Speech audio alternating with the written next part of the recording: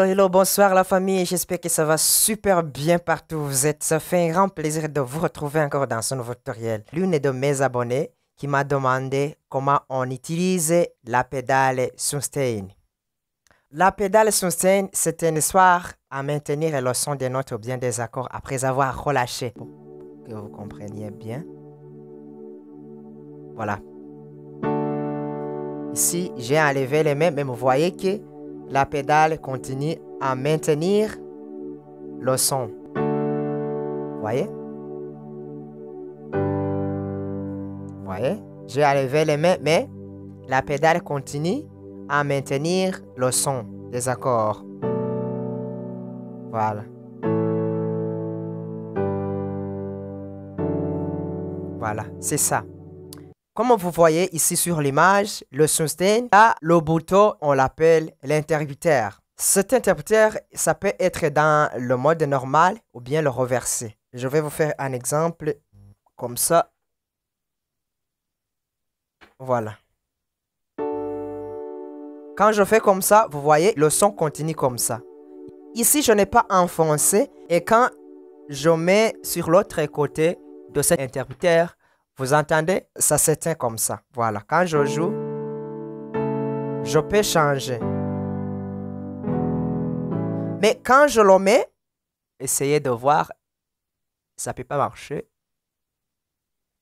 Peut-être que vous allez jouer sur le piano qui n'est pas le vôtre et vous entendez que ça marche comme ça. Ce qu'il faut faire, il faut vérifier que cet interrupteur-là est changé. Un jour que vous allez jouer, vous ne vérifiez pas, ça va vous déranger. Maintenant, ça se change. Pourquoi? Parce que moi aussi, j'ai changé. Vous allez savoir comment on utilise la pédale. Il y a des choses que vous allez savoir.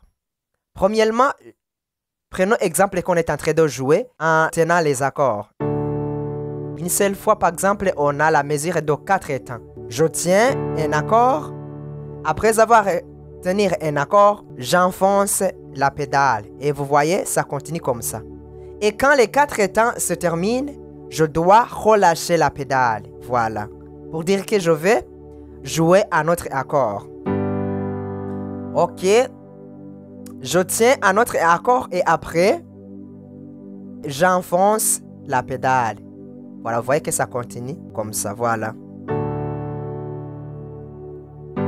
Voilà. Donc,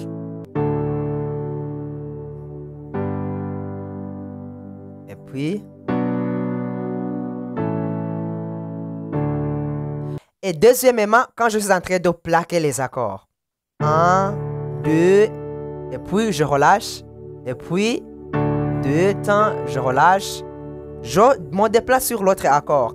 2 temps, et je relâche. 2 temps, je relâche. Le 6e degré, 2 temps, je relâche. Voilà.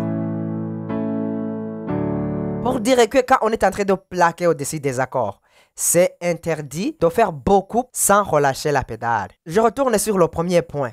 Quand je suis en train de tenir des accords et je me déplace sur l'accord, même si je fais un seul temps, je dois me déplacer. Même si je fais un demi-temps, voilà.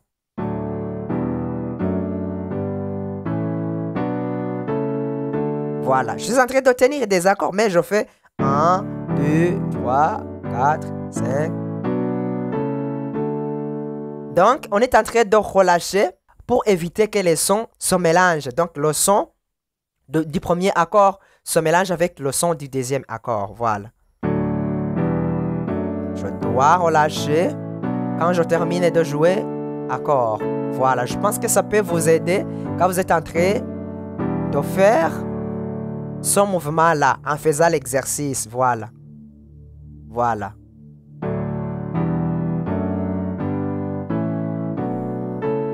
Même, je ne peux pas jouer les 2 accords sans relâcher. Voilà, ça c'est très intéressant. Voilà, c'est comme si je suis en train de plaquer. Même si je suis en train de plaquer, je ne peux pas plaquer un accord et jouer un autre accord sans relâcher. Voilà.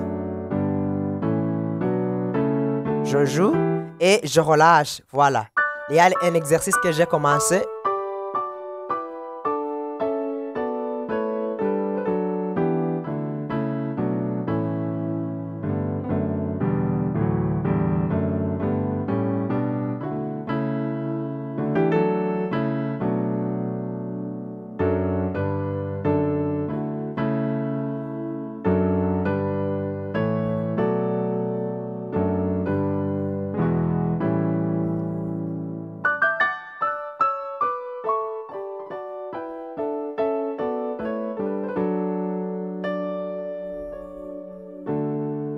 quand je suis en train de plaquer, c'est la même chose quand je fais des arpèges.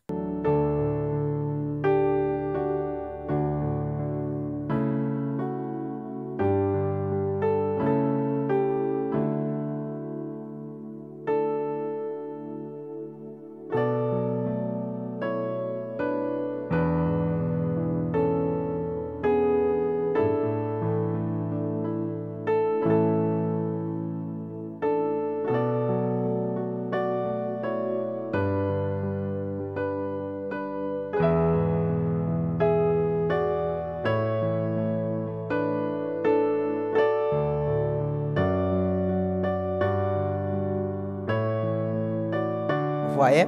Donc, je fais comme si je suis en train de plaquer.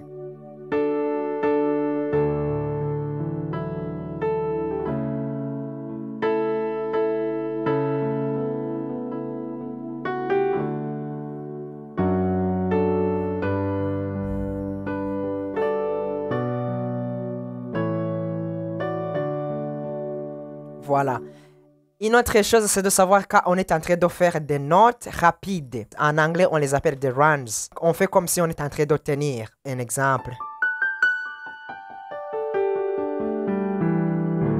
Voilà, j'ai commencé ici parce que ici, ce que je veux, c'est que les sons se mélangent. Voilà.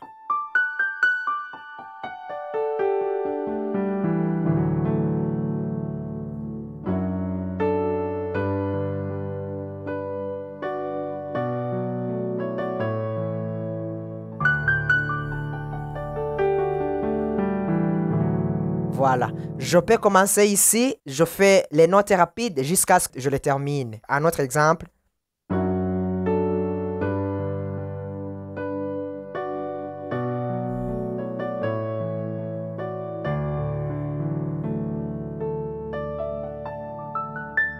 Voilà.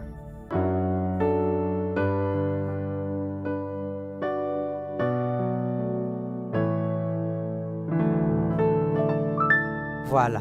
Je commence ici et je monte sans changer, donc sans relâcher la pédale. Voilà. Et s'il y a une question, n'hésitez pas à le mettre dans les commentaires. Je suis là pour vous répondre. On va nous revoir dans une autre vidéo. Ciao, ciao.